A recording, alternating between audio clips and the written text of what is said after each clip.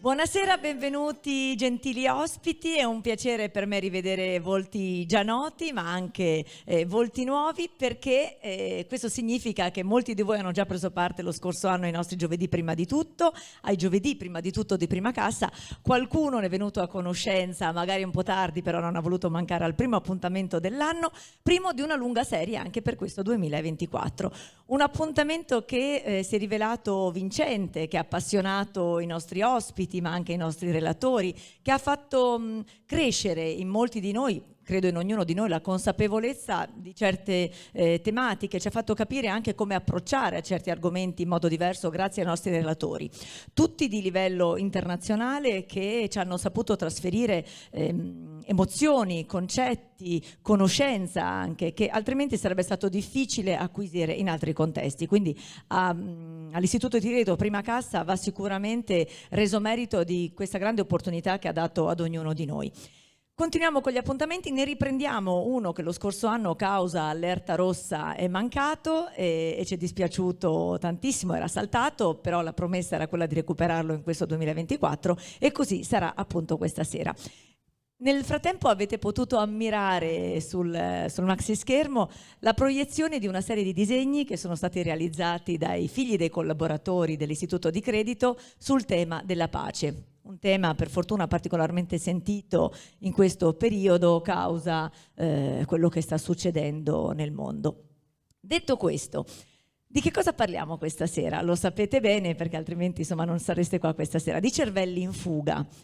Ne conosceremo 3 in particolare e a loro chiederemo perché se ne sono andati dal nostro Friuli Venezia Giulia, perché se ne sono andati dall'Italia. Ci sono le possibilità di rientrare nel nostro paese? Che cos'è che manca? Il paradosso di poter formare questi cervelli nelle nostre università, il cui livello sappiamo essere elevatissimo, però poi il fatto stesso che questi cervelli appunto scappano dal nostro paese perché non riescono a raggiungere gli obiettivi, le ambizioni che si sono prefissati, e questo insomma è un grosso problema per il nostro paese. Ma nel video introduttivo capiamo ancora meglio come affronteremo il nostro argomento.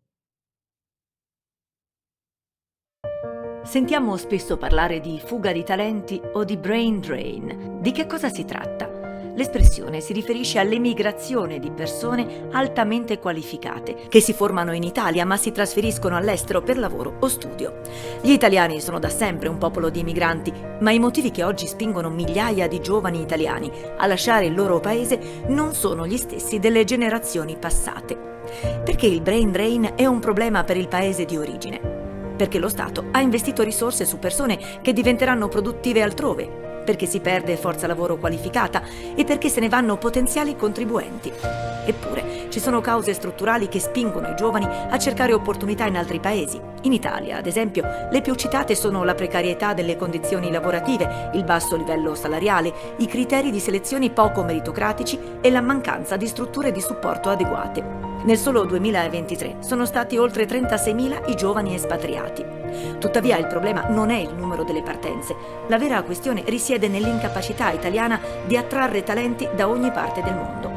Infatti gli stessi dati OCSE confermano che l'Italia è l'unico dei paesi europei più sviluppati ad avere più laureati che partono rispetto a quelli che arrivano. Restare, andare via, rientrare per progetti temporanei o contribuire a distanza. Come può l'Italia diventare un riferimento in questo sistema globale? E in tutto questo, come si colloca il Friuli Venezia Giulia? E cercheremo di scoprirlo proprio questa sera con 4 illustri ospiti. Vedete solo 3 poltroncine perché l'ospite, la quota rosa del nostro incontro, sarà collegata dalla California. Ma partiamo con Massimo De Riva, scrittore in ambito storico, economico e sociale. Benvenuto Massimo.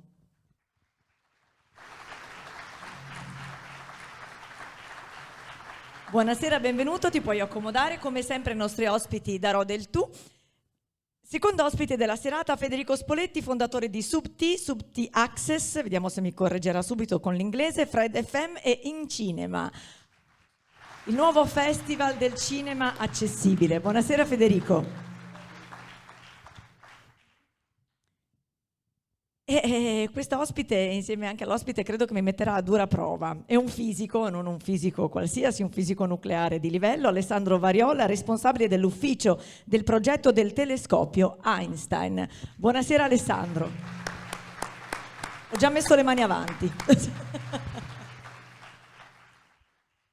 E da remoto collegata con noi un grande onore perché è la prima volta che partecipa ad una trasmissione in pubblico in Italia, lo fa in tutto il mondo, non solo in America, era recentemente in Svizzera, partecipa a convention di livello mondiale con i capi di tutto il mondo, Silvia Console Battilana, fondatrice di Auctionomics. Buonasera Silvia. A tutti. Benvenuta a Tarcento. Grazie.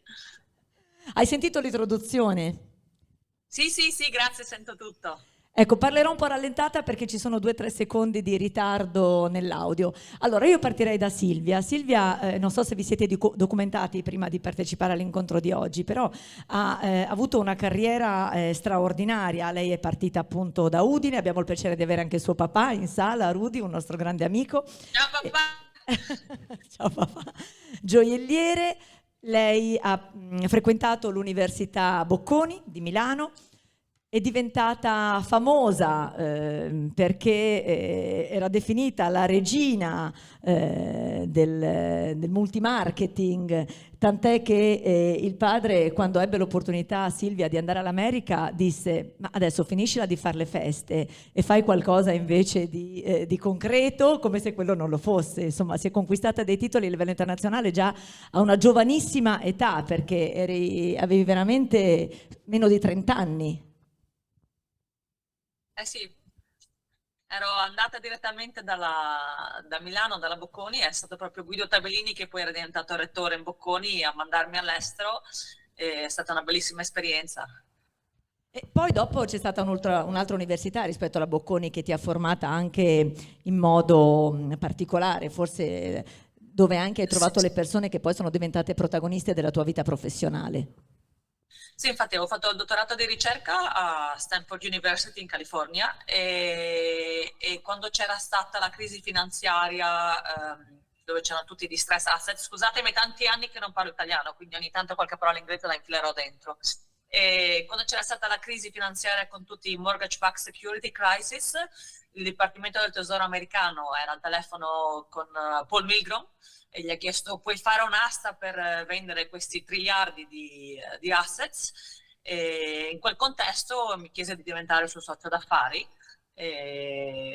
Nota storica, io al tempo avevo una società che organizzava eventi, volevo continuare a fare eventi, però al tempo mia mamma mi ha pregato di dire di sì, e così abbiamo creato una società ormai una quindicina d'anni fa, e successivamente per una delle nostre aste lui ha preso il premio Nobel in economia, e quindi adesso siamo abbastanza noti. Quindi l'azienda è nata nel 2008, il suo premio Nobel risale al 2020. Spieghiamo però come funzionano queste aste multimiliardarie, cioè voi non è che battete all'asta, non lo so, come Tiffany, dei gioielli, ma dei beni spesso intangibili. Sì, diciamo che siamo più noti per le aste 4G, 5G, che sono le frequenze radio che usano i cellulari per trasmettere i pacchetti dati. E una volta quelle venivano semplicemente date tipo alle società telefoniche, e poi invece sono dopo state ridefinite, vendute via asta, perché il mio socio ha inventato un sistema per fare così. Quindi noi ci occupiamo di aste in cui ci sono vari oggetti in vendita, non un oggetto singolo come i beni di lusso. Facciamo anche elettricità, energia, diritti di pesca, e anche ci occupiamo molto delle aste di pubblicità online, come nei siti web. Ci occupiamo anche di quelle aste lì, oppure anche guardiamo se sono state manipolate delle aste. Per esempio il tasso di interesse in realtà è stabilito tramite un'asta, e il Dipartimento di Giustizia americano ci aveva assunto per vedere se c'era stata una manipolazione in questa asta, per vedere se appunto c'erano stati degli imbrogli. Quindi o li disegniamo o partecipiamo, o dopo il fatto ci assumono per vedere se ci sono stati imbrogli. Ecco, tu hai parlato di sistemi, spieghiamo meglio, si tratta di calcoli matematici. Sì, abbiamo tantissimi matematici e ingegneri che lavorano con noi, quindi gestiamo sia la parte economica sia la parte proprio di software. Allora, una donna, una friulana, come ha potuto inserirsi in un contesto così? Al di là dei tuoi skills, insomma, delle tue potenzialità, del tuo valore, del tuo talento naturale, però penso ci voglia anche altro. Beh, ho proprio parlato anche adesso a Davos recentemente, al World Economic Forum, diciamo, di cosa hanno gli italiani come marcia in più che effettivamente serve nel mondo. E diciamo che gli italiani in generale hanno un'abilità di presentare dei sistemi con grande eleganza e semplicità, che è molto importante avere quello nella parte, diciamo, davanti, come pensiamo a una macchina, una Ferrari, è molto elegante e semplice all'occhio, e poi tutta la complessità matematica o ingegneria, in questo caso nella macchina, è, diciamo, nascosta dietro. Però la parte davanti è elegante e semplice, quindi si può capire e si può vendere nel mondo. E questo, diciamo, questo talento italiano, che secondo me tanti degli italiani di successo, anche quelli nella stanza che avete qui, mi ha aiutato nella carriera, perché comunque sono sempre riuscita a vendere bene i nostri prodotti. Quindi diciamo il know-how italiano naturale, anche specialmente l'abilità di poter comunicare con le persone, di guardare negli occhi, di interagire, che l'americano medio non ha, diciamo, mi ha aiutato, avendo comunque un background tecnico, avevamo fatto comunque il PhD in economia a Stanford, avere in aggiunta i social skills italiani e comunque l'abilità naturale di negoziare italiana ha aiutato. Magari forse meno friulana, più italiana che friulana, non è una caratteristica quella di noi friulani sapersi vendere bene, anzi manteniamo sempre un profilo molto basso. E, tra l'altro tu la borsa di studio l'hai ritirata, te l'ha consegnata Draghi, vero? Sì. Una Allora, delle borse di è studio. stato molto divertente perché io non avevo nessuna intenzione di fare un dottorato di ricerca, non so neanche cosa fosse. Però Guido Tabellini, appunto, della Bocconi, mi ha detto: dottoressa, signorina, al tempo, deve assolutamente fare un dottorato di ricerca, e mi ero iscritta semplicemente solo a 3 università.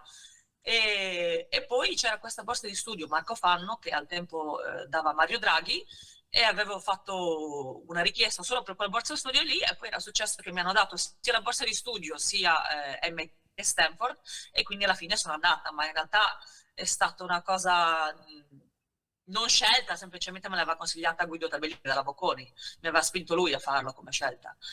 Come dicevo prima, Silvia è considerata la queen, la regina del networking della Bay Area, e nel 2017 è stata nominata Young Global Leader dal World Economic Forum. Da poco, dicevi, appunto, sei tornata da Davos, dove si è tenuto Young Global Leaders. Che cosa è emerso in particolare?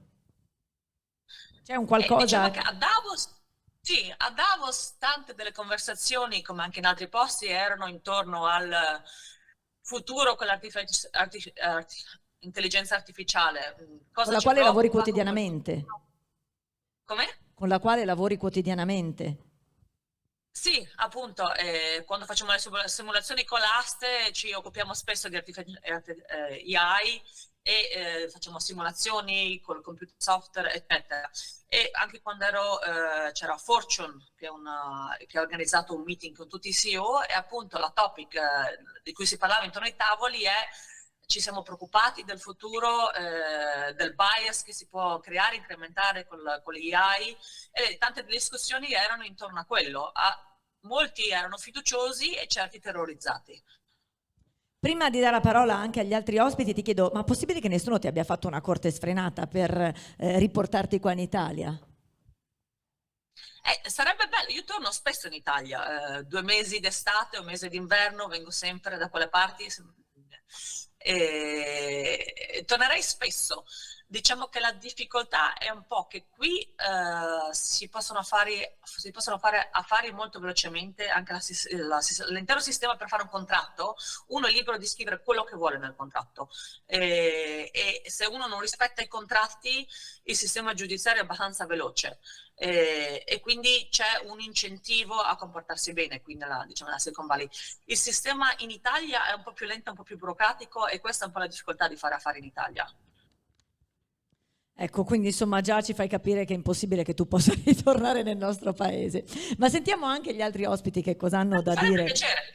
Grazie Silvia. Per rimanere in una lingua anglosassone, Federico Spoletti, che vive a Londra da circa 30 anni, aveva scelto appunto di andare all'estero per migliorare la sua lingua inglese. Laureato a Trieste, la facoltà di Economia e Commercio, International Manager per un periodo, poi ha capito che la sua vocazione era quella di lavorare nel mondo dello spettacolo, sempre però in maniera, chiamiamola, economico-scientifica. E così ha aperto quella che poi è diventata, ha fondato la più grande azienda di livello mondiale di sottotitoli. Tant'è che la sua azienda, Subti, si occupa di sottotitoli non solo per i principali festival del cinema del mondo, ma anche per realtà come il MoMA di New York, come realtà dove c'è la necessità appunto di avere i suoi sistemi. E c'è una definizione che vorrei riprendere, che gli è stata data da una prestigiosa rivista. Qua i fogli in cui si parla di Alessandro Variola sono talmente tanti perché ho paura di fare brutte figure quando parlo di fisica. Comunque, la Voce di New York ha definito così Federico, l'italiano che ha inventato i sottotitoli automatici, ma non si è fermato qua, perché poi ha deciso di fondare una radio che si chiama Fred FM, che trasmette in 29 lingue diverse in tutto il mondo, si occupa sempre di cinema. E poi la sua ultima, diciamo, creatura è un festival del cinema accessibile, quindi anche a ipo e non vedenti e ipo e non udenti, che si chiama In Cinema, che peraltro si è appena concluso dopo aver toccato tutta Italia nella città di Trieste. Benvenuto innanzitutto Federico. Grazie. Sei dovuto andare a Londra per fare tutte queste cose. No, intanto io sono anche un po' imbarazzato ad essere qui perché non mi considero un cervello in fuga per niente. Poi dopo aver parlato con Alessandro Variola che parlava di materia e antimateria ho avuto la certezza che non dovrei essere qui. E sono anche un po' emozionato perché sono a Tarcento, che è il posto dove sono cresciuto. Sì, nato e cresciuto. 18 anni, esatto. E tutte quelle cose che hai detto sono un po' esagerate, sinceramente. Non è la più grande società al mondo, però insomma... Una delle più grandi. No, sì, una. Sì. Una va bene. E sono andato a Londra per caso in realtà. Io facevo il commercialista a Trieste già da 7 anni. Ho pensato, ovviamente non mi gratificava particolarmente quel lavoro, e sono andato per specializzarmi in fiscalità internazionale, per fare un corso di 3 mesi. Poi i 3 mesi sono passati, io non sono più ritornato. Ho cercato lavoro, l'ho trovato subito in quel settore della consulenza fiscale internazionale e poi quasi per caso un giorno ho conosciuto una persona che si occupava di traduzione di film. Sono andato a un festival del cinema, al London Film Festival. Sono sempre stato appassionato di cinema, mi piaceva andare al cinema, l'idea di vedere dei film in lingua originale con i sottotitoli mi ha affascinato, perché era una cosa che, essendo cresciuto in un paese dove tutto, almeno allora, veniva doppiato, era una cosa per me esotica. E quindi, un po' mettendo insieme quell'esperienza di consulenza internazionale che ho fatto per 8 anni, ho pensato di portare nel mondo della sottotitolazione, che nel frattempo ho conosciuto andando ad altri festival così, un po' l'esperienza del lavoro, dell'esperienza internazionale, e ho trovato una nicchia di mercato che è quella della gestione degli appalti per i grandi festival del cinema, che devono sottotitolare i film in pochissimo tempo nella lingua in cui si svolge il cinema e in inglese. E quindi abbiamo cominciato con dei piccoli festival nel 2002, poi siamo cresciuti abbastanza rapidamente. Nel 2005 siamo arrivati alla Mostra del Cinema di Venezia, che è uno dei festival più grandi al mondo, e poi quello è un settore dove tutti si conoscono, per cui è stato facile crescere, lavorare col basso tutto il profilo di mondo. prima, no? Subito bisogna Sì, ma non ho inventato niente, cioè ho messo insieme delle cose, ho detto a degli sviluppatori secondo me bisognerebbe fare così, ma non è che ho inventato niente. Poi dopo ci sono stati anche dei progetti europei, sviluppati tra l'altro per la comunità europea. Ecco, ti dicevo, tutto questo sarebbe stato possibile farlo partire dall'Italia?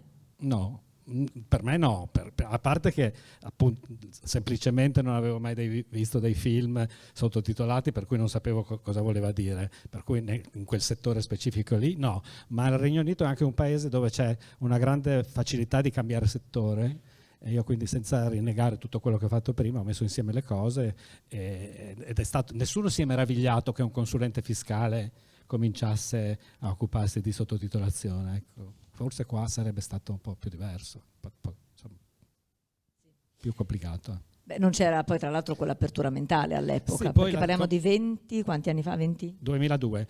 E quello che diceva prima anche Silvia Vattilana, la parte contrattuale per esempio, i rapporti, la burocrazia sono molto più semplici nel Regno Unito, per cui quello mi ha aiutato molto. Ecco. Bene, grazie Federico. Adesso dolenti note, parliamo di fisica. Lo facciamo con Alessandro Variola, che è uno dei più grandi fisici, si è laureato alla facoltà di Trieste, e poi però il dottorato alla facoltà di Parigi di fisica nucleare, parliamo. E come abbiamo detto prima sta seguendo un importantissimo progetto, il telescopio di Einstein, da una delle sedi da cui viene seguito, no? Tu in particolare quello da Roma, quindi per fortuna hai fatto rientro in Italia dopo aver lavorato anche a Trieste ma soprattutto al CERN, e per un progetto comunque di calibro internazionale, perché mi raccontava prima che sono stati destinati finora, ma il numero è destinato a crescere, 2 miliardi di euro per questo progetto che adesso cerchiamo di farci spiegare. Innanzitutto grazie per essere qua Alessandro. Non ho citato tutte, che sono tantissimi, i progetti che hai diretto, stai dirigendo, nel quale sei impegnato in qualità di fisico ovviamente, le docenze ma anche appunto la direzione di progetti di ricerca. E prima di salire anche gli chiedevo come funziona un po' questo mondo, no? Ma anche del contrasto che c'è spesso tra l'etica e la scienza, la religione e la scienza, quindi sarà curioso capire anche come Alessandro in prima persona vive questi aspetti. Ma partiamo dal fatto che appunto sei nato in Brasile, poi sei venuto in Italia, hai frequentato la facoltà di fisica a Trieste senza renderti conto lì per lì, ma l'hai scoperto dopo del suo grande valore. Giusto? Questo me lo confermi anche adesso? No, sì, assolutamente, ma questo non solo dell'Università di Trieste, insomma, cioè il livello generale dell'università italiana è molto alto e riconosciuto all'estero per quanto riguarda la formazione. E la transizione poi dalla formazione universitaria al mondo del lavoro, che è più deficitaria rispetto agli altri paesi. Ho lavorato molto in Francia e vi posso assicurare che il livello medio delle università francesi è molto più basso che quello italiano. Ecco, all'Università di Parigi infatti hai fatto il dottorato di ricerca in fisica sperimentale con la specializzazione grandi apparati sperimentali fisica degli acceleratori, no?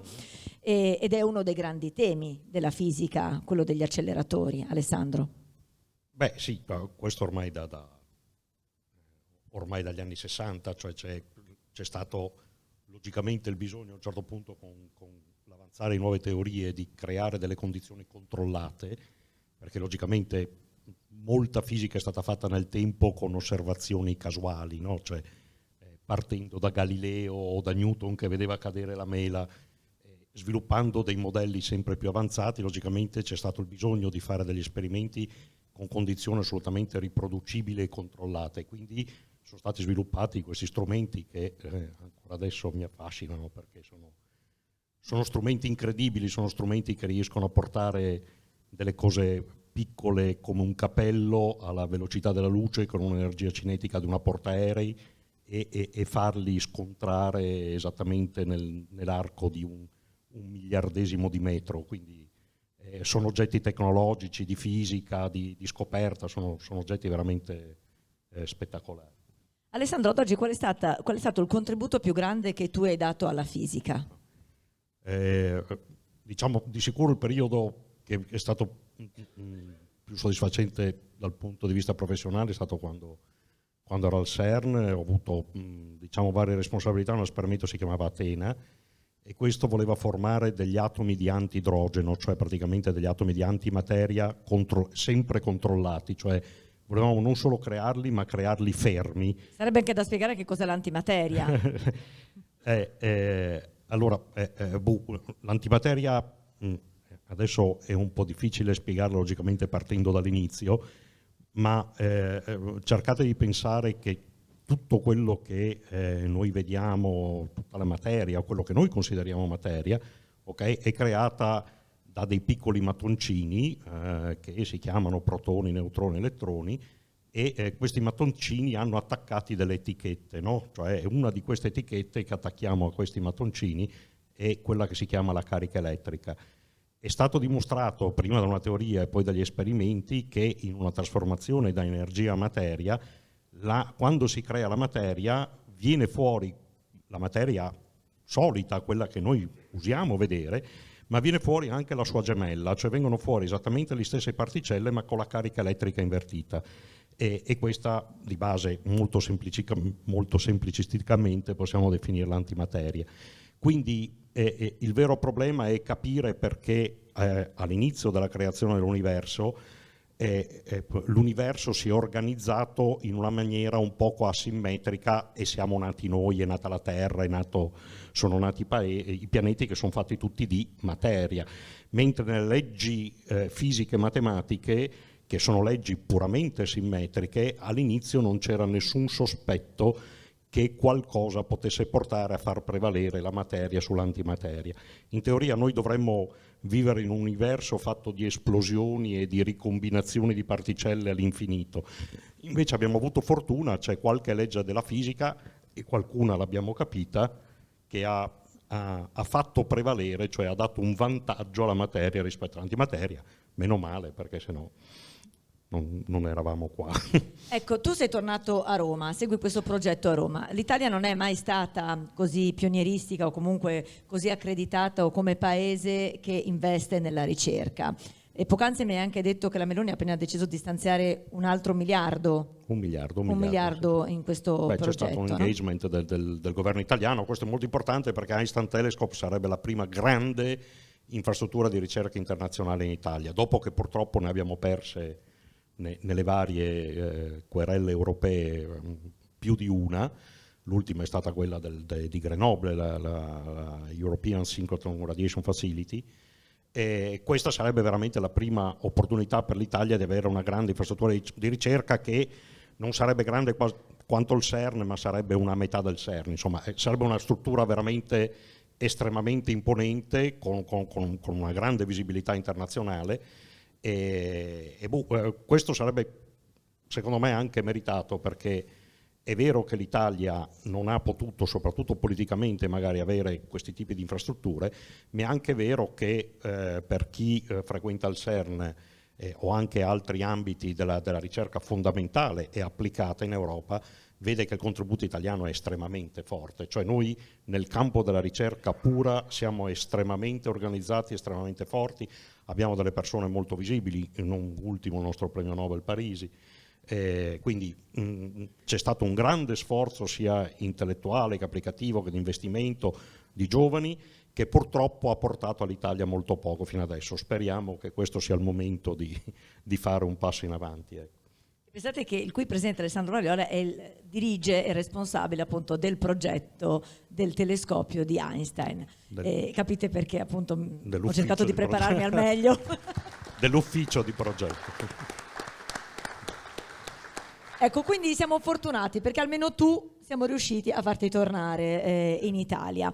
Però se non ci fosse stato nello specifico questo progetto probabilmente non saresti qui.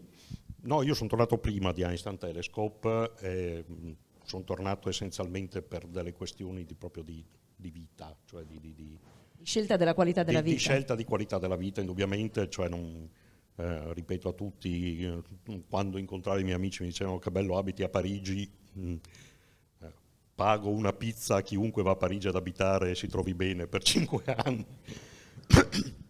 Quindi no, insomma a Parigi si vive abbastanza male. La società è estremamente competitiva, quindi io avevo appena adottato dei bambini, non volevo fargli nascere e crescere in una società estremamente competitiva come quella francese, e soprattutto dove ci sono dei canali diciamo iniziali, cioè in Francia si parte dalle elementari a capire quale sarà la tua strada nel futuro, e questo io non lo trovo. Questo trovo che invece è uno degli aspetti molto forti in Italia. In Italia si dà sempre una possibilità e alla fine della gente di grandissimo valore è stata recuperata al liceo o all'università. Insomma, in Francia no, in Francia se incomincia ad andare male alle elementari poi hai il bollino rosso quindi c'è tutta una serie di cose che mi hanno convinto che forse, naturalmente c'è stato anche il piano di rientro dei cervelli che mi ha consentito di rientrare, perché logicamente non ero disposto a rientrare a qualsiasi condizione. Per fortuna insomma qualcosa è stato fatto proprio per riportarvi, magari ne parliamo più tardi. Grazie Alessandro. Allora, e possiamo continuare a vedere anche Silvia, Stefano, sullo schermo? No? Eccola, perché non la si vedeva. Adesso Silvia invece facciamo parlare Massimo. Massimo D'Eliva, qualcuno di voi, solo 30, chi si è iscritto ai primi 30, hanno ottenuto questo libro ed erano le ultime copie appunto di Free Will Out, un libro in cui si parla di testimonianze rilasciate da chi come Alessandro, Silvia e Federico hanno lasciato il nostro paese per andare a lavorare all'estero. Un certosino e lungo lavoro di ricerca, quello di Massimo, al quale diamo il benvenuto, grazie per essere con noi anche a te, un lungo lavoro che ha fatto molto chiarezza su questo fenomeno che riguarda qui direttamente la nostra regione, Massimo. Ci sono dati, ci sono numeri, ci sono casi completamente diversi l'uno dall'altro, con questo comune denominatore, il fatto che siano stati in qualche modo costretti ad abbandonare appunto il paese d'origine, per quanto alcuni di loro abbiano anche fondato dei circoli di friulani appunto all'estero a testimoniare questo forte legame, che non è stato sufficientemente forte o non è stata una componente così fondamentale per decidere di rimanere. Sì, buonasera a tutti, grazie Monica. Sostanzialmente diciamo che il libro nasce dalle interviste a circa 130 persone che sono emigrate dal Friuli dagli anni 80 ad oggi, ed è un libro in prospettiva storica. Tratta sia del tema dell'immigrazione dal dopoguerra, con l'analisi puntuale delle cause che portarono i friulani all'epoca a lasciare il Friuli, che invece la ripresa dell'immigrazione che c'è adesso. Anche dopo il Covid lasciano il Friuli circa 2500 persone all'anno, che nella maggior parte dei casi hanno un diploma, una laurea oppure un dottorato di ricerca. E credo che le persone che hanno parlato prima di me hanno toccato diversi punti che io ho trovato nel libro, e come si capisce anche alcuni dei temi che rendono più difficile il rientro o favoriscono diciamo così la mobilità internazionale, sono anche quegli stessi fattori che rendono più difficile per chi ha deciso di rimanere in Friuli restare qua. Si è parlato prima della burocrazia, dei contratti, dei tempi della giustizia, sono aspetti interessanti, così come interessanti da cambiare se fosse possibile, anche se davvero se ne parla da tempo ma si fa ben poco. È molto interessante il tema di questi centri di ricerca a livello internazionale che vengono fatti, o come questo che viene fatto adesso in Italia, che può essere un fattore di rientro, indubbiamente. Nel libro parlo sia delle cause che portano i friulani oggi a lasciare il Friuli, che di quello che si potrebbe fare per favorire il rientro. Un tema anche che ha trattato chi mi ha preceduto, il fisico Variola, è un tema molto comune. Si rientra fondamentalmente per motivi privati, personali, difficilmente si rientra per motivi professionali. Anche questo è un tema che fa riflettere, no? Certamente Monica, se ci sono altre domande e curiosità, volentieri ti rispondo. Certo, che discorsi. Beh, insomma, è un libro tosto che fa proprio riflettere, fa anche emozionare per certi versi, no? Per le dichiarazioni che vengono rilasciate. C'è anche un tema che volevo riprendere poi più tardi anche con Silvia, no? Tante volte di una chiusura mentale che riguarda anche la nostra regione, non solo il nostro paese. Per certi versi forse da noi è anche più accentuata. Parlo anche per esempio del maschilismo, cioè una donna nella nostra regione, obiettivamente, guardandoci negli occhi, sicuramente fa molta più fatica rispetto ad un uomo, no? Silvia per esempio adesso sorride, perché immagino che tu sia d'accordo. Diciamo che ci sono dei pro e dei contro. Nel mio settore in particolare, non solo in Italia ma nel mondo, diciamo che sono l'unica donna nell'asse multimiliardario, non ce ne sono altre. E quindi è anche divertente a certe volte, perché non sanno mai cosa aspettarsi. Io uso il mio vantaggio, sinceramente. Nel senso che comunque nelle negoziazioni in particolare non sanno bene come leggermi, non sanno bene che cosa farò, e la cosa è anche abbastanza divertente. All'inizio, quando ero proprio giovanissima, forse era un po' più difficile. Diciamo che sinceramente quando avevo dei clienti in Italia, magari non adesso che mi conoscono, però tipo 5-6 anni fa o anche 10 anni fa, i primi meetings effettivamente come CEO donna parlavo in inglese, perché comunque l'esperto internazionale che viene dall'estero è più rispettato, diciamo, della donna italiana in carriera. Però trovo che ultimamente c'è molto più supporto e che le cose stanno cambiando. quindi direi a tutte le donne italiane che è incoraggiante la cosa. Ecco, ne ha parlato Silvia, ma anche Federico, di quanto all'estero anche il mondo dell'imprenditoria sia molto dinamico, no? In una intervista che hai fatto a uno dei tuoi ospiti del tuo libro, l'ospite stesso dice sì, potrei anche valutare di tornare in Italia. C'è chi ha detto adesso che ormai sono così avanti con la carriera farei molta fatica però ad adattarmi, ora che il mio lavoro è diventato quasi un divertimento che me lo fa fare. Oppure c'è chi ha detto in Italia le dinamiche non sono così veloci, quindi probabilmente non sarei neanche funzionale nelle dinamiche aziendali, nei sistemi che vengono adottati. Quindi un grande limite è proprio anche quello dato non tanto dal territorio, dalle leggi, dalla contrattualistica, ma come le aziende si muovono al loro interno, Massimo. Sì, allora nel libro che è carico di dati, non solo di interviste che ci tengo anche a dire non sono state né ritoccate né migliorate, sono proprio quello che le persone mi dissero quando le ho intervistate nel corso del tempo, dal 2013 al 2021. Allora, rispondendo alla tua domanda, Monica, sì, fondamentalmente io ho preso anche i numeri del Friuli Venezia Giulia, che sono numeri di un territorio fatto da piccolissime imprese, quindi chiaramente che hanno una fortissima dinamicità per rimanere sul mercato, ma che hanno una forte polarizzazione di settori, perché se pensiamo al manifatturiero siamo specializzati, siamo molto forti sicuramente nella metalmeccanica, nel legno arredo, magari anche nell'agroalimentare, però ci sono dei settori dove abbiamo meno imprese, è inutile anche nasconderci, è una regione di 1.200.000 abitanti, non possiamo avere tutto.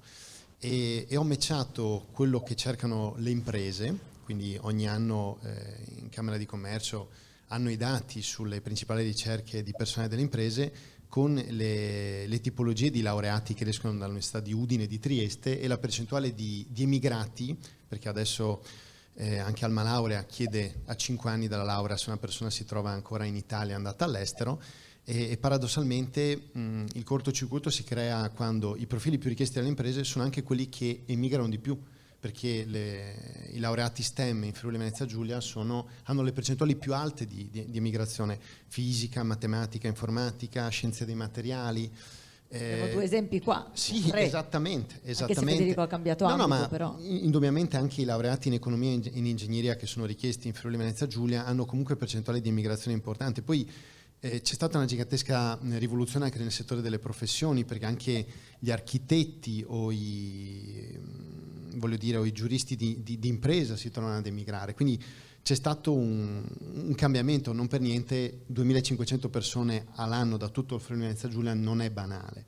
E chiaramente nelle imprese, soprattutto quelle più piccole, si sconta il fatto che se magari sono anche imprese familiari, posti per laureati ce ne sono ben pochi, e questo ha una coerenza con un altro tema. Fatto 100 il totale delle persone con determinati titoli di studio che le imprese in Friuli Venezia Giulia ricercano, solo il 10% è laureato.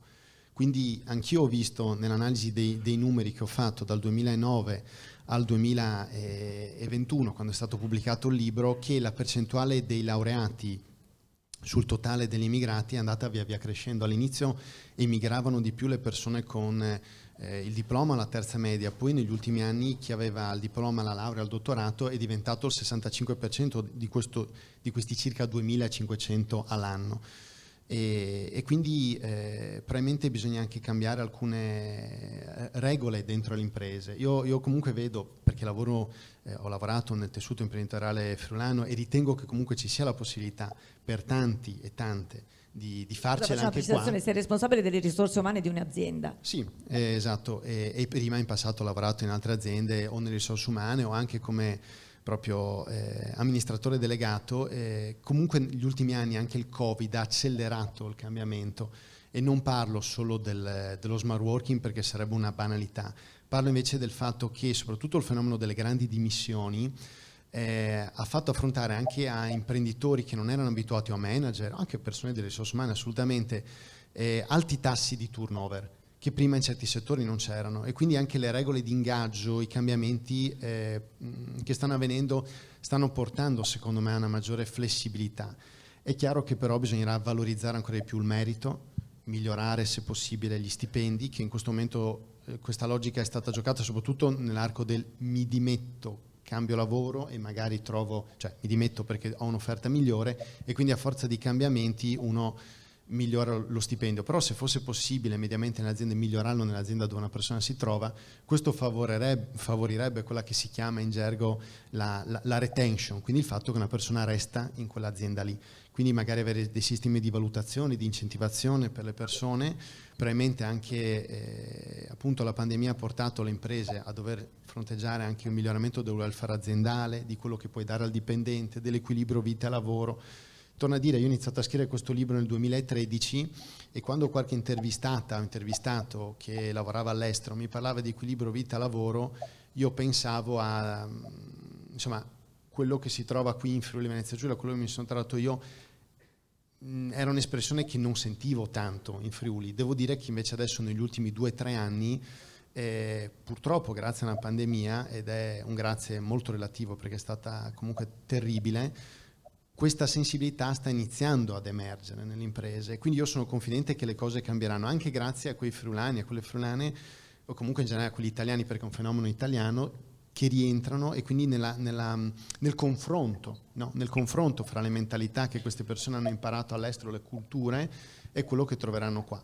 Resta il fatto che comunque rientrare non è facile, soprattutto se tu hai fatto una famiglia all'estero e il tuo partner è straniero, perché indubbiamente il Friuli in questo non è ancora facile mediamente un'azienda, se non sai l'italiano, lavorarci. Magari in un contesto internazionale tipo quello del fisico Variola, la lingua comune magari è molto premente l'inglese e quindi è semplice, però in altre imprese dove si parla in italiano, e con tutto il rispetto lo dico, magari anche si parla in friulano, ma lo dico con grandissimo rispetto, sia chiaro, per una persona che non sa italiano o la nostra lingua, il friulano, è più difficile introdursi. A me è capitato il caso di un friulano che lavora in Olanda, che è sposato con un olandese delle Antille, con la pelle scura e ricci, e che chiaramente ha una professione lì. Qua è molto dura pensare che non sapendo l'italiano riesca a lavorare, no? Una possibilità può venire però anche dallo smart working, cioè dal fatto che alcuni di questi friulani immigrati possono lavorare in Friuli per conto di queste aziende. Un passo fondamentale anche qui, che aiuterebbe loro, ma che aiuterebbe anche i friulani che vivono qua, è potenziare diciamo così, la rete di connessione veloce internet, perché ci sono ancora tanti territori in Friuli Venezia Giulia che hanno una banda lentissima o scoperta, e quindi anche friulani che ad esempio vorrebbero tornare in Carnia, sappiamo tutti lo spopolamento che va avanti da decenni lì, e quindi quei pochi giovani che hanno magari potrebbero tornare, vivere in una zona comunque bellissima dal punto di vista naturale, però chiaramente se non hai una connessione veloce non funziona. Ma questo non riguarda solo la Carnia, riguarda anche i comuni qua della zona della provincia di Udine, diciamo pianura o pedemontana, quindi anche questo, come ho detto prima, migliorare le condizioni in Friuli favorirebbe il rientro e favorirebbe anche la vita di chi di noi ha deciso di continuare a vivere qua. Qui mi fermo perché poi il libro è molto più vasto delle sintesi che sto facendo. No, ti farei un'altra domanda adesso, però guardavo l'orologio, certo. perché Silvia ha un appuntamento, lei appunto in questo momento sono le 9 del mattino, 10, quasi le 10, e vive, come si diceva, appunto in California, ancora questi 7 minuti. No, la domanda che ti avrei fatto e ti farò dopo è, oltre a questo dato percentuale che ci hai dato, quale altro dato così sensibile, così importante è emerso dalle tue ricerche? Così intanto ci pensi. Invece Silvia, noi sappiamo che tu torni in Italia solo per le ferie, che hai 2 figlie, e alle tue figlie cosa dirai? Di rimanere all'estero? No, in realtà le figlie sto cercando di inserirle anche nella cultura italiana, così hanno l'opzione. E tra l'altro quando veniamo in Italia loro si allenano con la squadra dello Scikai a Tarvisio, sia sci di fondo che atletica d'estate. Così fanno anche un po' di squadra in Italia, e trovo molto importante l'educazione che danno in Italia, che è diversa dalla californiana. Nella californiana danno medaglie a tutti i bambini, devono sempre vincere, quindi non insegnano a perdere. In realtà perdendo si impara, sbagliando si impara, e quindi trovo che i bambini italiani crescono più forti dei bambini californiani. Quindi io le cerco di inserirle anche nella cultura italiana, in tutti gli aspetti, per dare la possibilità loro di rientrare un anno se vogliono. E comunque parlo con loro solo in italiano, con me non parlano inglese. Quindi lascia Non è aperta la detto. possibilità, specialmente con queste grandi idee che sto sentendo nelle varie interviste, sarebbe bello poter pensare a un futuro che possano rientrare. Non Ci lo fa escluderei. piacere che portino un po' del tuo DNA e anche del papà, ovviamente. Un'altra cosa volevo chiederti, quindi lo sport per te è stato fondamentale nella tua vita, no? Lo pratichi tuttora e poi ti è utile anche nel lavoro, perché so che come benefit per i tuoi dipendenti, collaboratori, ma anche quando vuoi svagarti, appunto lo pratichi ad alti livelli e con personaggi illustri. So che spesso sei andata in bicicletta con Armstrong, ma ci sono anche tante altre citazioni da fare. È vero? Sì, diciamo che lo sport competitivo ha una correlazione molto alta con imprenditori, specialmente all'estero, qua in America. Quindi le mie due grandi passioni sono o la bici o il beach volleyball. Infatti, tra l'altro, quando torno in Italia mi alleno lì al club FVG di beach volleyball che c'è lì in regione, che è un nuovo centro sportivo di beach volleyball con un nuovo polo che prima non c'era. Quindi sono due passioni che ho e direi che gli italiani sono molto competitivi negli sport. Adesso una curiosità così, uno degli ultimi personaggioni con cui ti sei relazionata, chi ci vuoi citare? In ambito professionale, intendo. Adesso fra un po' mi alleno con una donna olimpica, Lauren Frendrix, dove sto andando, e lei ha fatto le Olimpiadi nel 2017. Bene, bene. Quindi insomma riesci a coniugare queste due passioni, anzi ci hai detto che è un trade union Come parlava uno importante. dei vostri relatori prima, life-work balance, per me lo sport, famiglia, amici e lavoro tutti insieme fanno parte di questa balance, e direi che gli americani non lo fanno molto bene, gli italiani lo fanno meglio. Vabbè, Soprattutto vedi, gli insomma, italiani lo fanno benissimo, direi. i primati non ci mancano. Ci mancano le possibilità o comunque le chance di averli nel nostro paese. E prima di lasciarci, un ambizioso progetto al quale stai lavorando? Ce lo vuoi anticipare? C'è un progetto molto ambizioso a cui sto lavorando, però purtroppo è top secret fino a marzo, quindi a marzo lo posso dire. Vabbè, allora l'appuntamento di aprile ve lo sveleremo perché noi ci rivedremo ad aprile. Silvia, Benissimo. questo applauso è per te.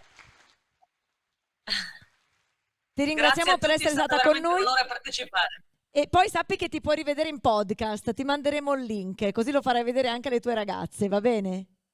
Perfetto, grazie a tutti, buona serata. Grazie molte Silvia Console Battilana, grazie per essere stata con noi.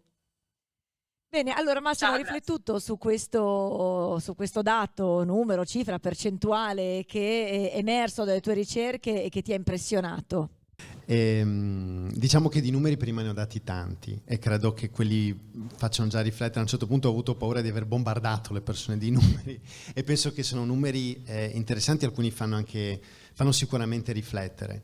Darei giusto 3 spunti molto veloci, poi chiaramente, come ho detto prima, rimando alla lettura del libro perché sicuramente è molto più corposo. Il primo è che sicuramente c'è stato un impatto importante dei progetti Erasmus per gli studenti universitari in questo aumento dell'immigrazione. Gli Erasmus esistono dal 1987 e uno studente universitario, ad esempio dell'Università di Udine, perché c'è una ricerca che ha fatto il professor Zaccomer a riguardo, se fa l'Erasmus ha il 50% in più di rimanere all'estero, a perfezionare gli studi, a lavorare e via discorrendo. Per cui sicuramente gli Erasmus hanno davvero integrato l'Unione Europea dal punto di vista dei giovani e indubbiamente anche di farli cercare qualcosa di più grande del Friuli all'inizio, che è una cosa che secondo me ci sta. Una cosa importante sarebbe sicuramente quella di permettere e rendere più facile fare impresa qui in Friuli. Anche l'esempio prima del dottor Poletti, ma anche della dottoressa Battilana lo dimostrano, no? Quindi permettere e favorire l'imprenditorialità qua in Friuli sarebbe un modo per consentire rientro, ma anche cercare di sfruttare subito le intelligenze che abbiamo, perché indubbiamente il capitale umano che c'è in Friuli in Italia è di primissimo livello. Noi qua non abbiamo grandi materie prime, ma siamo sempre stati dei formatori, dei trasformatori di persone, quindi questo è confermato anche dal mio libro. Come dicevi tu prima e come ha detto anche prima il fisico Variola, le superiori, le università sono di livello. Vedo anche un miglioramento nel link che c'è fra il mondo dell'istruzione e quello del lavoro, che ad esempio quando mi sono laureato io era davvero pressoché inesistente o scarsissimo. Adesso, con il fatto che i tirocini fin dalle superiori sono pressoché obbligatori o comunque fortemente raccomandati anche all'università, c'è un forte input, credo che tanto si stia facendo, e più ci sarà un orientamento alle superiori e all'università, più anche i friulani, gli italiani capiranno che cosa c'è nella loro terra, perché chi legge il libro troverà espressioni tipo: è solo quando sono andato all'estero che ho capito che in Friuli c'era un'impresa, c'era qualcosa anche per me. Per cui cercare di evitare questa asimmetria informativa, per usare un'espressione diciamo così tipica, potrebbe aiutare molto in questo senso. Quindi questi sono degli spunti che mi permetto di dare. Poi lascerei la parola anche agli altri relatori, che sono sicuramente molto interessanti. Grazie Massimo, grazie. Il tema anche del credito delle aziende, in questo caso non perché sia prima cassa, ma di importanti realtà di credito cooperativo del nostro territorio che sostengono proprio lo sviluppo dell'imprenditoria. Un tema molto sentito è quello della meritocrazia. Si sa che in Italia appunto non è sicuramente un cavallo di battaglia. Ora, non è il vostro caso perché ce l'avete fatta sicuramente per merito, ovviamente, però non è così comune, non è così semplice, pur avere meriti, riuscire ad arrivare a questo punto. Per un imprenditore ci vuole più tenacia, ci vuole più sforzo, ci vuole più impegno. Nel mondo della ricerca in Italia, mi confermi Alessandro che è difficile? Ma allora, io di base, soprattutto quando insegnavo in Francia, diciamo, i miei studenti non erano contenti, perché secondo me la meritocrazia è una cosa che entra in gioco quando non c'è la severità, ok? Cioè secondo me quello che abbiamo perso andando avanti nel tempo è alzare l'asticella, no? E quindi logicamente quando l'asticella si abbassa poi fare meritocrazia è molto più difficile, perché c'è tanta scelta, i parametri in gioco diventano molteplici. Questo purtroppo è un grande difetto dell'Italia. C'è una grande correlazione fra i rapporti umani e i rapporti lavorativi, cosa che invece all'estero, diciamo, è molto più sezionata. Cioè una persona, anche se mi è antipatica in America, però se è brava l'assumo lo stesso, non assumo il mio amico che mi fa ridere ma non sa far nulla, eccetera, eccetera. E quindi secondo me la meritocrazia è di sicuro un problema esistente in Italia, ok, andare avanti per meriti, per riconoscimento delle proprie idee, perché ricordiamo, soprattutto nella ricerca siamo valutati per le idee che abbiamo, dovremmo essere valutati per le idee che abbiamo, non per altri fattori, eccetera, eccetera. Però ecco, io sempre, soprattutto quando ero all'estero e quando ho fatto dei paragoni, quello che vedevo in tanti contesti è che più andiamo avanti nel tempo, meno chiediamo, ok, meno siamo severi nel chiedere, nell'alzare il livello, e quindi poi la meritocrazia diventa le lande selvagge. Cioè logicamente quando i parametri sono infiniti, le persone sono infinite davanti, possiamo scegliere come vogliamo, e scegliere tante volte non è facile, non è che lo fa, magari tanta gente non lo fa apposta, ok, ma scegliere diventa difficile, onestamente difficile. Ecco, tu Federico forse ti trovi a dover ricorrere a questo criterio quando selezioni i tuoi collaboratori. Quanti ne hai al momento che lavorano per te? Ma sai, è un lavoro dove la maggior parte dei traduttori sono dei freelance, adesso sono circa 3.000 credo, però è un tipo di servizio che funziona online, in cloud, già da pre-Covid, proprio per la natura del suo lavoro. Anzi, i traduttori sono più bravi se vivono nel loro territorio, perché evolvono, seguono un linguaggio che si evolve.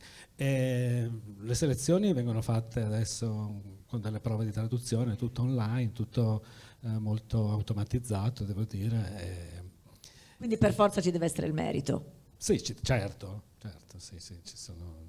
Ma nel mio caso specifico è una cosa che insomma, indubbiamente la meritocrazia nel mio caso ha funzionato, perché io sono entrato in un'azienda come consulente veramente entry level, e dopo 4 anni ero il capo del Dipartimento Internazionale per friulano, quindi lavoravo tanto prima dell'equilibrio, lavoravo tante ore, e infatti devo dire che nel mio caso a Londra tutti i friulani che conosco fanno tutte delle carriere fulminanti, ecco, vanno avanti sono molto determinati, sono abituati ai ritmi italiani, insomma, sanno. Poi noi abbiamo una capacità che secondo me è molto apprezzata all'estero, siamo molto bravi nel gestire l'imprevisto, cosa che invece gli anglosassoni insomma, hanno un po' più di difficoltà, devono pianificare un po' di più.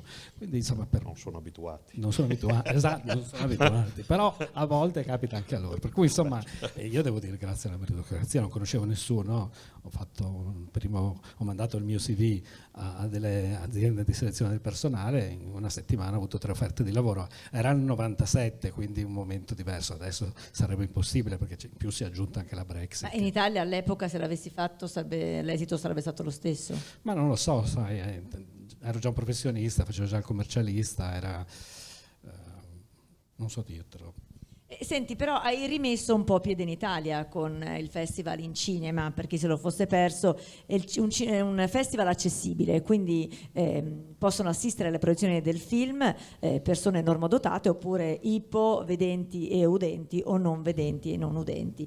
Potrebbe essere un primo passo per un tuo ritorno da noi, o ormai insomma la tua azienda ha assunto questo carattere internazionale per cui non può prescindere dal fatto che tu ti sposti di qua e di là? No, vabbè, io faccio un lavoro che mi porta a viaggiare praticamente 150 giorni l'anno e finché riesco fisicamente a farlo voglio continuare a farlo. Però sto pensando seriamente di rientrare.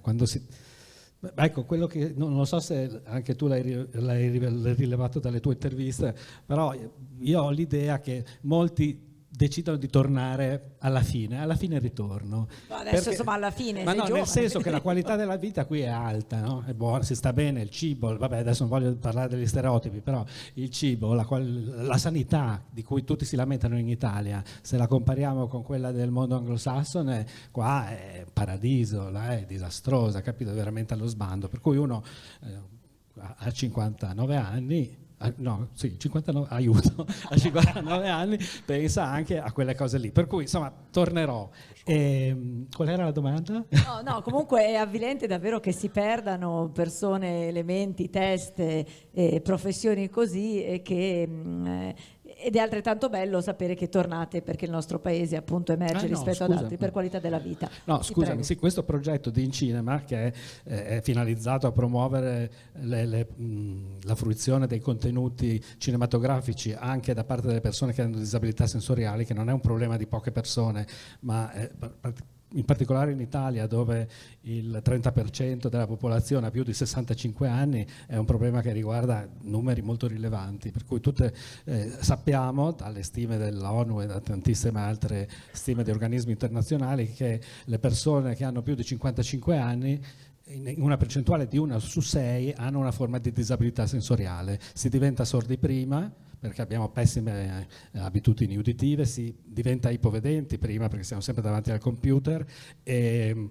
quindi queste versioni che qualcuno pensa che riguardino un piccolo numero di persone, invece riguardano un segmento di pubblico enorme, quindi c'è anche una motivazione di mercato. Sono sempre un imprenditore, però trovo che in Italia, anche se esiste una normativa internazionale che dovrebbe essere la stessa in tutti i paesi europei, si sia ancora molto indietro. Esiste una legge che prevede che i produttori cinematografici che vogliono accedere al finanziamento pubblico per i loro film producano anche l'audiodescrizione per i ciechi e gli ipovedenti e i sottotitoli per i sordi e gli ipoudenti, però non si dice niente sulla distribuzione di questi contenuti, per cui nella realtà vengono fatte a livello molto basse e il pubblico non sa che esistono, non ci sono obblighi riguardo alla distribuzione. Qui ho pensato a un progetto come InCinema, che ho portato in 8 città italiane e che ha avuto 2 tappe a Udine, per cui sono molto orgoglioso. La prima volta che facevo una cosa a Udine in questo settore, ha avuto molto successo e che io spero diventi una cosa regolare, soprattutto che incentivi i distributori italiani a distribuire i film con i sottotitoli per le persone sorde e l'audiodescrizione per i ciechi, anche perché l'audiodescrizione ormai la tecnologia ci viene incontro. L'audiodescrizione è fruibile da chiunque attraverso il proprio telefonino, vai al cinema, te la scarichi e si sincronizza automaticamente con l'audio della sala, l'ascolti con le tue cuffiette, non dai fastidio a nessuno, ma anche una persona che non vede o che è ipovedente o che è un sordo insomma ha il diritto di vivere quella che per me è la magia del cinema. Ha cambiato la mia vita e cerco di promuovere quella cosa anche con gli altri. Per cui provate adesso. Poi spieghiamo anche bene, c'è il momento conviviale, ormai i nostri ospiti lo sanno alla fine, che diventa anche un momento di confronto diretto con i nostri ospiti. E Massimo, che cosa volevi aggiungere? Sì, volevo solo aggiungere questo, che comunque il mio libro non è un'elegia dell'estero, ci tenevo a precisare, e rispetto anche a quello che ha detto il dottor Poletti, in realtà non è solo una questione di essere, diciamo così, di età, l'età che ha citato lui prima. In realtà, fondamentalmente, i confronti, dopo una fase iniziale magari di grande slancio verso l'estero, avvengono abbastanza rapidamente. Sono per anche i fattori che ha detto lui, anche per la socialità, per l'ambiente, tante cose. Si rientra quindi anche prima di quell'età, perché poi l'estero non è per forza un'esperienza di successo per tutti. Cioè io ho intervistato non solo laureati, dottorati e tutto, ma anche persone che magari avevano titoli di studio differenti e che magari sono tornati anche a 32, 28 anni, e che quindi magari l'estero gli ha dato qualche cosa, l'aspettativa era più alta, non è andata bene e sono tornati presto. C'è un capitolo del libro che si intitola L'estero nel paradiso, proprio perché in realtà non a tutti è andata bene, non tutte sono storie di successo, e visto che ho letto anche tanti libri dei friulani immigrati nel dopoguerra, negli anni 40, 50, 60, anche lì è un falso mito quello che a tutti è andata bene. A qualcuno è andata molto bene, a qualcuno benino, a qualcuno è andata anche malino, come un po' nelle cose, no? E quindi sì, questo per dire che non c'è un'età precisa. Ecco. Sicuramente io credo che gli sgravi hanno molto aiutato IRPEF, e chiaramente adesso una rimodulazione potrebbe, credo, in parte ridurre i rientri. Anche questo può Perché essere non un so se lo fattore. sanno i nostri ospiti, praticamente per questi cervelli in fuga, per farli rientrare, ci sono dei crediti, delle agevolazioni fiscali che dovrebbero fungere da incentivo per farli tornare in Italia, però pare che l'attuale governo li voglia eliminare o ridurre. No, volevo dire che io avevo deciso di rientrare quest'anno, anche perché si sapeva che gli incentivi fiscali sarebbero stati rivisti da gennaio, quindi ho preso l'appuntamento in comune per cancellarmi dall'AIRE e il 28 dicembre avrei dovuto andare, ma non me la sono sentita. Ho pensato che l'incentivo fiscale, peraltro molto rilevante, non era sufficiente ancora al rientro, ecco. Ma aspetto la fibra a Tarvisio e quando ci sarà la fibra in Val Saisara magari la prendo in considerazione. Ma questo mi fa piacere questo che lei dice, perché a me è capitato di presentare il libro anche davvero in comuni vicinissimi alle porte di Udine e di avere persino lì questo tema, per cui figuriamoci poi anche in Val Saisara, a Tarvisio, che benefit sarebbe per tutti, torno a dire, anche per chi vive lì e chi fa il turista. Certo.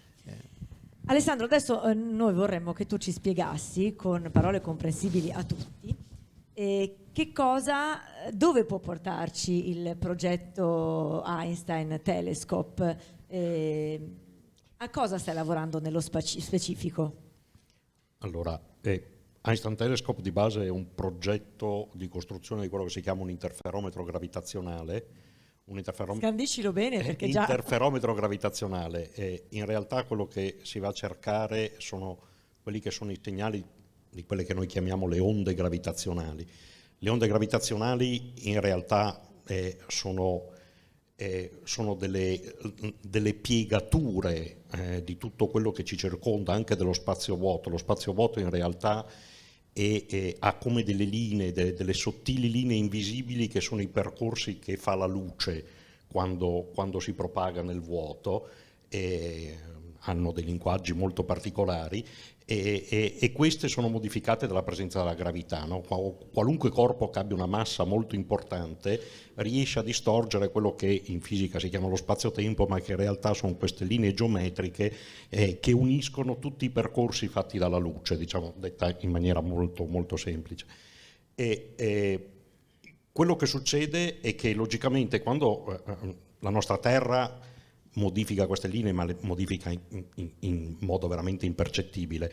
Quando succedono invece degli eventi molto importanti, cioè ci sono buchi neri che hanno fino a 20, 30, 40, 50 volte la massa solare, con una densità molto maggiore, perché sapete che i buchi neri hanno un diametro molto più piccolo del Sole, ma una massa molto più imponente.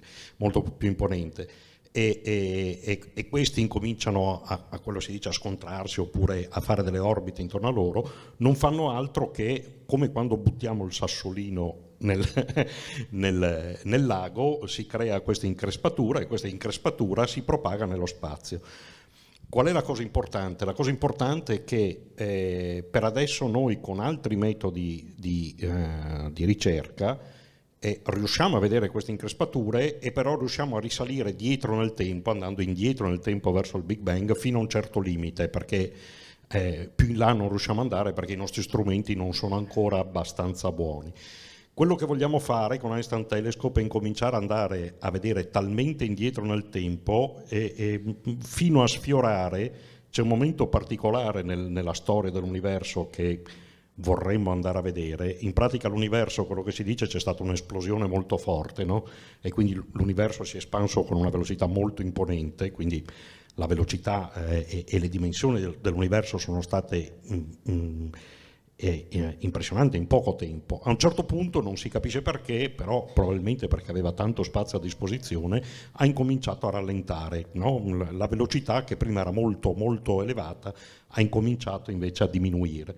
E per vedere quel momento là, quando la velocità ha incominciato a diminuire, dobbiamo andare indietro talmente nel tempo di centinaia di miliardi di anni, e andando a ricostruire appunto degli eventi astronomici che sono quelli dei buchi neri ipermassivi, si dice.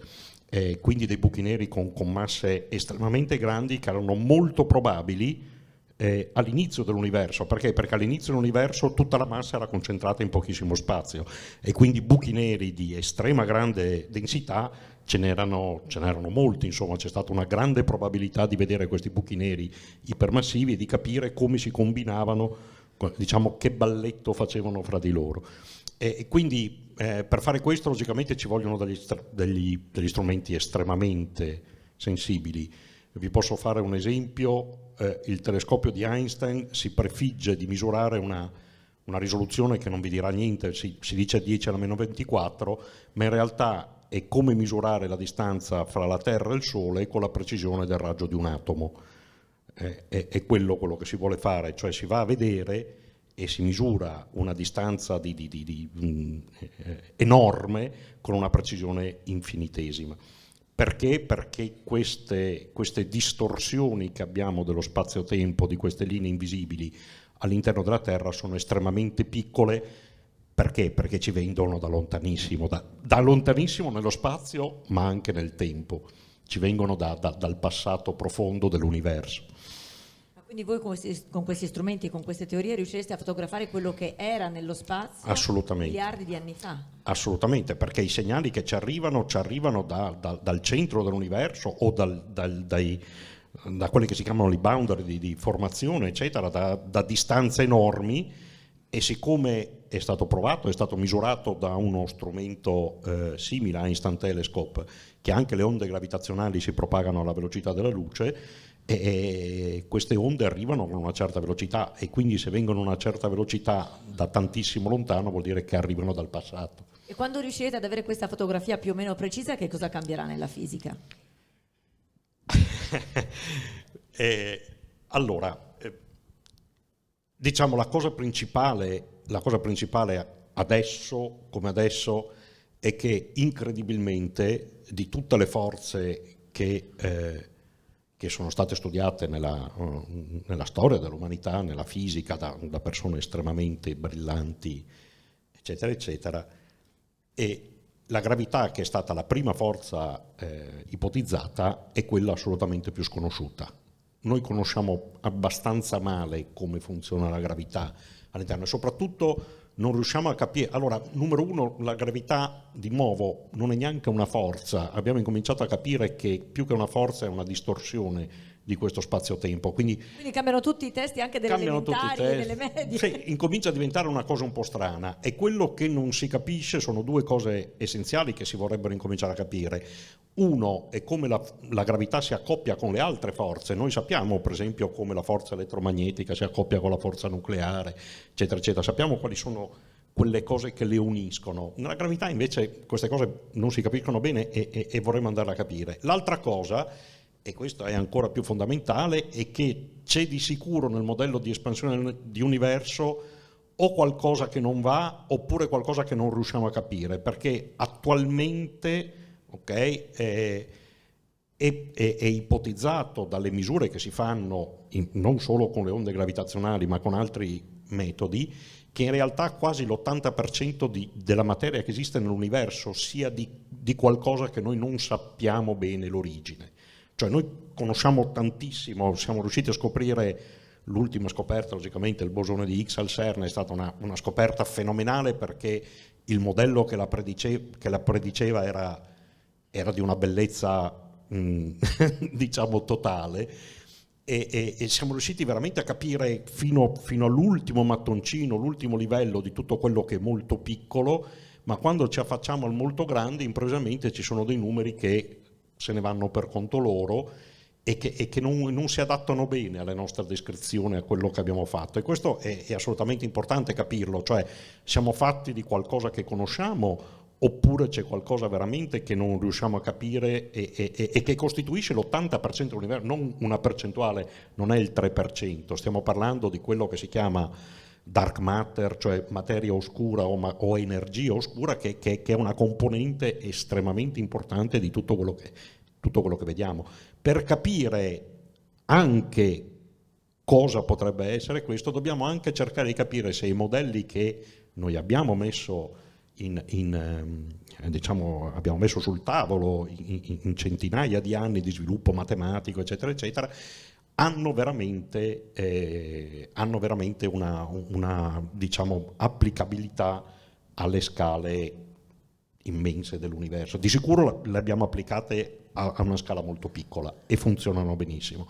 Alla scala molto grande ci sono ancora delle perplessità forti, e ricordo che tutti i grandi passi avanti nella fisica sono stati fatti in questa maniera, no? Con qualcuno che ha preso qualcosa che esiste e che funzionava bene fino a quel momento, ma quando è entrato in gioco qualcosa che non andava più a braccetto col modello esistente, c'è stato qualcuno di molto molto intelligente che invece di dire vabbè, mettiamolo nel cassetto, pazienza, tutto funziona, ha preso un po' di distanza, ha cercato di guardare le cose con uno sguardo molto più ampio e ha inventato delle teorie che fanno parte della nostra storia e della nostra cultura, della nostra intelligenza, insomma.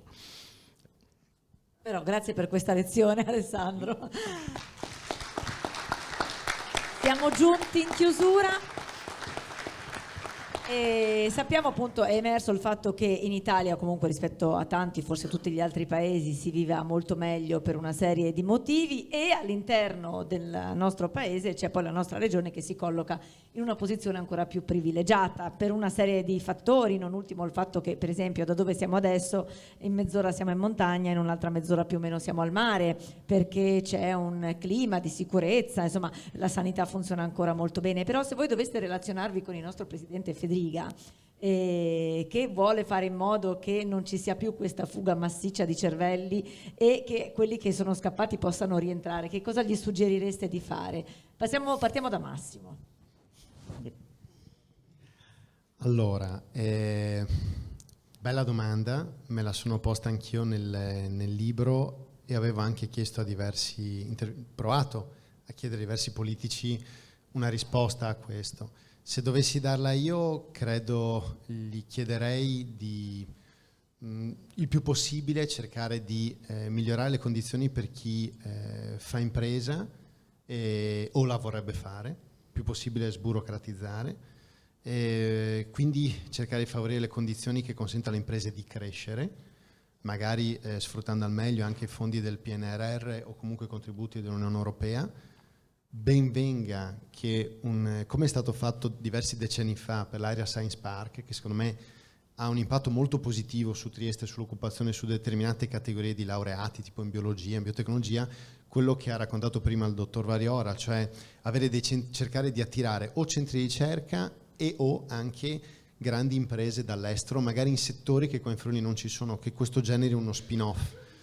E ultimo aspetto, anche se non dipende chiaramente da Federica, ma dipenderebbe di più da chi gestisce l'università a livello statale, migliorare anche le condizioni di merito e i contratti per i ricercatori, perché indubbiamente lì rispetto al resto dell'Europa o del mondo si può migliorare questo contesto. Se c'è una figura che ho trovato molto facile da intervistare all'estero, sono i fulani che hanno fatto ricerca all'estero in altre università, perché qui per decenni c'è stata tanta gente che se n'è andata via per andare a fare ricercatore altrove. Quindi anche su questo chiederei a Federica di chiedere una mano al ministro dell'istruzione attuale di cercare di migliorare queste condizioni. Ecco. Federico. Ma il settore della ricerca non è proprio il mio, però insomma condivido sicuramente quello che diceva lei, perché conosco tanti ricercatori a Londra che non rientrerebbero mai, perché dicono no, a parte che il loro lavoro verrebbe non riconosciuto in maniera adeguata, ma anche il trattamento economico insomma, non è comparabile con quello che ricevono all'estero. Per quanto riguarda il mondo imprenditoriale, i punti sono sempre quelli, cioè l'investimento nelle risorse umane e nell'infrastruttura. Ecco. Già stupidamente la velocità delle connessioni per un'azienda come la nostra, per esempio, che è fondata tutta online, è danneggiata dal fatto che non ci sia la stessa efficienza. Ecco. Poi forse, non lo so, io penso che tutti dovrebbero essere comunque incentivati ad andare all'estero almeno a fare un'esperienza e riportare a casa qualcosa. Io vedo, abbiamo fatto un piccolo sondaggio interno un anno fa e fra tutti i collaboratori il 60% aveva fatto l'Erasmus. Questo per dire che nel nostro piccolo microcosmo comunque c'è un interesse per lavorare con l'estero, con le lingue, per esempio se tu vai a fare un'esperienza all'estero. Ecco. Grazie Federico. Chiudiamo con Alessandro. No, logicamente... Tu tra l'altro c'è una realtà eccellente, no? Nella nostra regione, nell'ambito della fisica, con la quale tu hai anche collaborato, il sincrotone. Sì, allora si può far di meglio. Si può far di meglio perché questo è il cuore della ricerca, cioè nel senso che è vero, c'è l'aspetto salariale che indubbiamente ammazza molte velleità di persone. Però attenzione, il ricercatore già parte con un'idea abbastanza esotica della vita, cioè non ci aspettiamo molto da quel punto di vista. E il vero problema è che quello che ci aspettiamo invece è di entrare in una specie di meccanismo, di circuito dove veramente sia eccellente, perché da noi è veramente una piccola competizione, o almeno lo era. Adesso ci sono delle nicchie dove anche la fisica si sta trasformando un po' in un mondo industriale piuttosto che scientifico, però va bene. E il vero problema è questo, il vero problema non è tanto la fuga dei cervelli o il rientro dei cervelli. Numero uno, bisognerebbe incominciare a fare un balance fra i cervelli che sono usciti e quelli che sono venuti dall'estero, cioè quel rapporto là, cioè quanto siamo attrattivi come ragione, cioè il sincrotrone, eccetera, eccetera, perché quelli sono i parametri essenziali. Un science park, eccetera, quanti scienziati all'estero attira, quanti dottorati ha fornito, eccetera, eccetera. E il vero problema è quello, il vero problema è che in Italia purtroppo, ma questo succede nella scienza, ma succede anche a livello economico, voi lo sapete, e abbiamo ancora una visione molto regionale, molto regionalistica, e quindi si preferisce avere 36 aeroporti piccoli piuttosto che 3 hub grandi, ok? E 1000 di queste altre scienze. Nella scienza questo non funziona bene. Nella scienza il CERN è stato un esempio di grandissimo successo, perché lì l'Europa ha deciso di mettere i migliori sforzi e Corea ha creato un centro veramente di grande eccellenza. E nella scienza quelli sono i punti di forza e di aggregazione. Quello bisognerebbe andare a ricercare. Io sono stato parecchio ospite al Max Planck Institute di Monaco e ho visto come fanno brain drain a Monaco. Hanno attirato 2 che l'anno scorso hanno vinto il premio Nobel, puntando unicamente sul loro laboratorio, dandogli mezzi quasi infiniti e sviluppando una filiera di ricerca per i prossimi 50 anni. Però hanno fatto una scelta precisa. Scegliamo questo con questo signore qua e gli diamo mezzi assolutamente importanti per sviluppare la sua ricerca. Se invece noi cerchiamo di accontentare un po' tutte le università, tutte le regioni, vengono dei centri che di sicuro sono ottimi, però non bastano per riportare lo scienziato da Stanford, questo è chiaro. Lo scienziato da Stanford difficilmente, lasciamo stare la parte salariale che logicamente ha un peso, però difficilmente ritorna da qualche altro laboratorio, dal King's College, eccetera, eccetera, in un centro che è ottimo ma non è eccellente.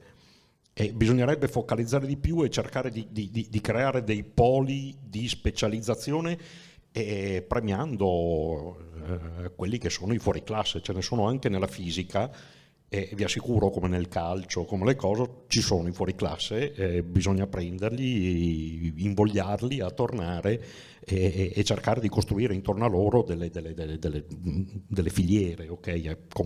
Pianargli la strada. Sì, con delle prospettive molto, molto proiettate nel futuro, questo è chiaro. Bene, io ringrazio i miei ospiti illustri, peccato che Silvia ci abbia salutati prima, però insomma l'abbiamo applaudita e la ringraziamo per quanto ha dato per la riuscita dell'incontro di oggi. Ringrazio ovviamente il fisico Alessandro Variola, ringrazio il nostro creatore, ideatore di sistemi digitali che rendano il cinema accessibile e disponibile a tutti, Federico Spoletti, e Massimo Deliva per averci raccontato, essersi dedicato a questo fenomeno che riguarda anche il nostro Friuli in questo libro. Ma Massimo andrà in ristampa, perché veramente solo 30 ce l'hanno dei presenti in sala. Potrebbe essere, o se no potresti caricarlo in digitale, di modo che poi possa essere fruibile, disponibile per grazie tutti. per l'entusiasmo. Ci mancherebbe. Grazie a te Massimo. E io chiamerei sul palco il nostro presidente Giuseppe Graffi Brunoro, che come sempre prende appunti, perché io penso che sia uno dei più grandi appassionati del giovedì prima di tutto e dei suoi ospiti. Buonasera Presidente. Buonasera. Sì, prendo appunti, ma devo dire che certe cose non sono facilmente appuntabili. Allora, innanzitutto grazie della presenza, grazie a voi. Ripartiamo con questi eventi. Avete capito che non sono eventi che ci consentono di dare risposte, però le domande che ne escono ci fanno capire, ci fanno acquisire la consapevolezza di quanto questo tema delle persone che hanno il diritto e il dovere di fare delle esperienze all'estero per poi auspicabilmente rientrare e aiutarci a crescere come comunità, sia un problema che non potremo certo risolvere stasera.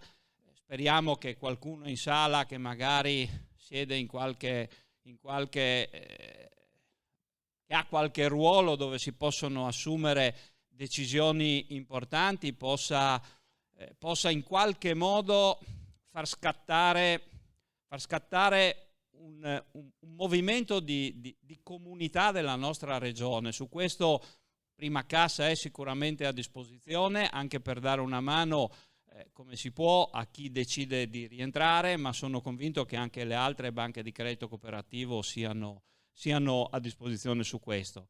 Ho visto il professor Miani, forse qui il problema è che le nostre università ci preparano degli studenti troppo bravi, che così, quindi non so, però dall'altra parte sento il dottor Variola che dice, e credo che questa sia forse la cosa che mi porto a casa stasera, su cui voglio riflettere ancora.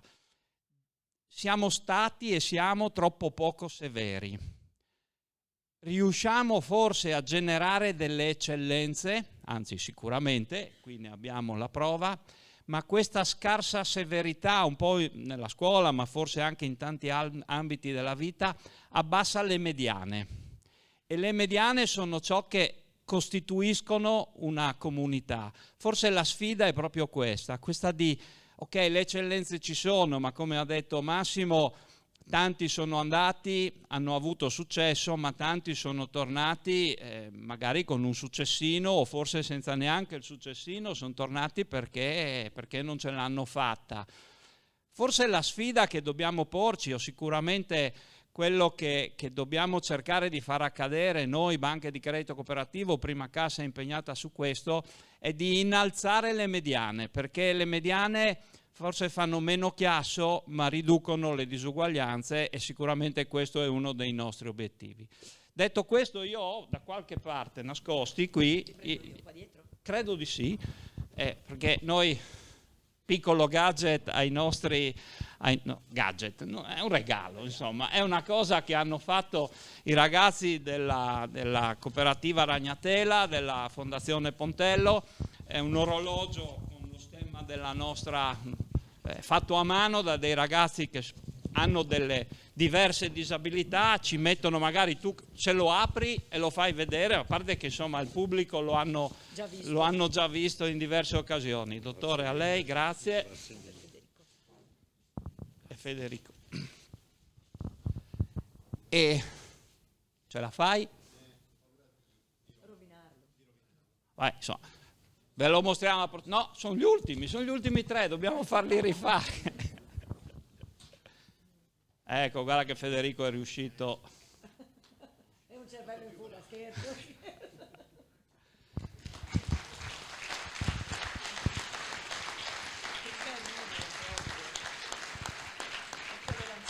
E funzionano, questo è un tempo che non si dilata più di tanto. Bene, grazie, vi aspettiamo, non so, da qualche parte c'è anche un momento conviviale e ci vediamo ad aprile.